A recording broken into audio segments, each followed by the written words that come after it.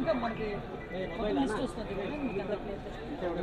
ఎవరు లేరండి ఇంకెవరు దేవస్థానం అధికారులు నిర్లక్ష్యమే, ఎందుకంటే ఒకసారి అంతమంది భక్తులు వస్తారని తెలిసి సరైన ప్రికాషన్స్ తీసుకోలేదు. నేను ప్రికాషన్స్ విషయంలో ఒక 2 days బ్యాక్ 3 days బ్యాక్ అంటే ఈ క్యూ లైన్లు మొత్తం ఆ క్యూ లైన్లు అన్నీ మేము చెక్ చేసుకోవడం జరిగింది.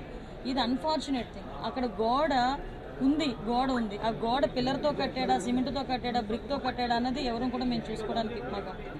కానీ విషయం ఏంటవుతుందంటే అక్కడ విపరీతంగా వర్షం పడింది. మీకు తెలుసు, మీరు ఆ టైంలో ఉన్నారు. నేను కూడా వర్షంలో తడుచుకునే దర్శనం చేసుకొని వచ్చాను. నేనే కాదు, పట్టు వస్త్రాలు సమర్పించడానికి వచ్చిన రెవెన్యూ మినిస్టర్ గారు కూడా వర్షంలో తడుచుకుని వెళ్ళారు. భారీ వర్షంలో తడుచుకుని వెళ్ళాము.